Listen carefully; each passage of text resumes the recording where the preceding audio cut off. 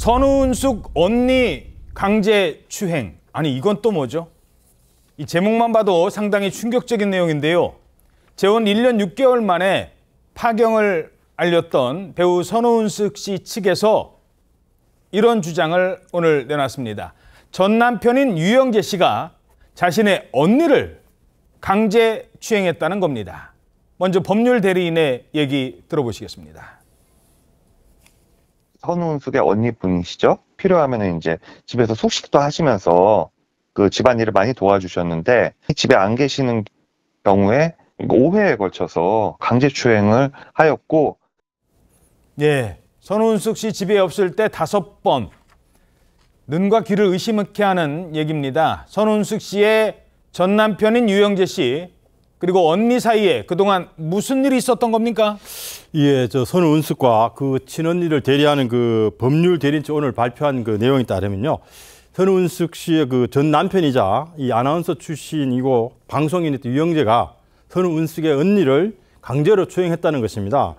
이 주장이 정말로 그 사실이라고 확인된다면 이 유영재는 이 성범죄를 저질렀다는 그 자체만으로도 상당히 그 충격을 주지만 공개된 그 내용 자체가 추행의 대상이 그 친언니였다는 것이 더욱더 충격적인 것으로 알려지는데, 이 선우은숙의 그 언니 측은 지금 유영재 씨에 대한 고소장을 지금 제출했다고 합니다. 예, 고소장도 제출을 했다고 합니다.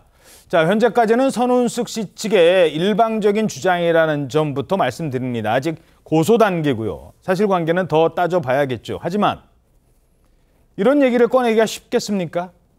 혼인 취소 소송을 하면서 뭐 알려진 거다 이렇게 알려지고 있는데, 아니 그런데 이 처형이잖아요. 남편 입장에서는 처형 만나는 게 자주 있었던 일이에요? 그 같이 살지는 않았으니까 자주 있지 않았을 것 같은데요. 근데 예상보다 자주 있었다고 합니다.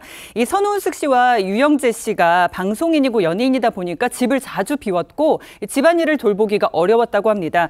그래서 선우은숙 씨의 언니가 이 선우은숙 부부의 집을 자주 찾거나 또는 필요한 경우에 숙식을 하면서 좀 집안일을 돌봤다고 하고요. 아, 빨래도 해주고 청소도 해주고. 그렇습니다. 그래서 선우은숙 씨가 방송이나 연기 활동 등으로 집안을 비웠을 때 유영재 씨가 지난해부터 이 선우은숙 씨의 언니에게 부적절한 접촉을 하는 등 강제추행을 했다고 합니다.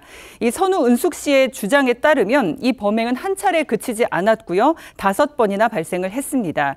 그런데 이 유영재 씨가 추행 사실을 인정을 하면서도 추행 의도는 아니었다. 이런 의견이 지금 변호사를 통해서 전해지고 있는데요. 추행 의도가 아니었다? 네, 강제추행을 하려는 의도가 아니라 언니가 외로워 보여서 그랬다는 변명을 했다. 이렇게 전하면서 외로워 보여서? 예, 녹취록도 있는데 피해자의 보호를 위해서 공개는 하지 않을 예정이다. 이렇게 전하고 있습니다.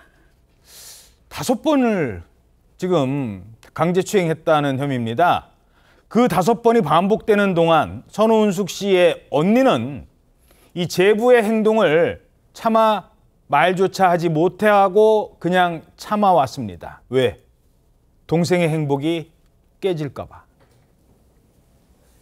선우은숙 씨께서 또 오랫동안 혼자 또 생활하시다가 이렇게 재혼을 하셔서 이거를 얘기하게 되면 이제 가정이 결국은 깨지게 되잖아요. 그래서 그냥 마음 안에만 두려고 하고 계속 참았다라고 합니다. 그런데 이게 계속 강도가 심해지고 계속 상태가 안 좋아지는 그 상황이 계속되다 보니까 참 그동안 얼마나 언니가 마음이 아팠을까요? 그러니까 이게 사실이라면 이 친족 간의 성범죄가 참 안타까운 것이 피해자가 자책을 하는 경우가 있거든요.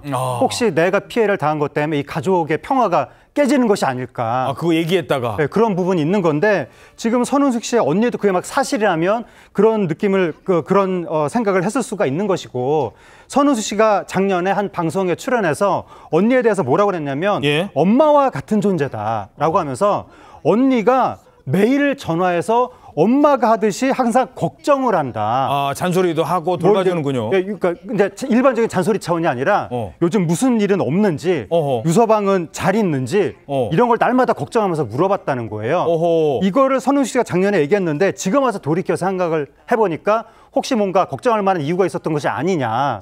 그런데 선우은숙 씨가 이 전화를 받았다고 이야기한 이 시점이 유영재 씨가 강제추행을 했다는 그 시점에 이후인지 이전인지 그건 아직 모릅니다. 다만 이제 여러 가지 추정이 나오고 있는 것이고, 어쨌든 이 선우은숙 씨의 주장이 사실이라면 선우숙 씨의 언니가 좀 동생의 행복을 위해서 그동안 입을 꼭 다물면서 참았던 것이 아니냐 그런 추측이 나오고 있습니다.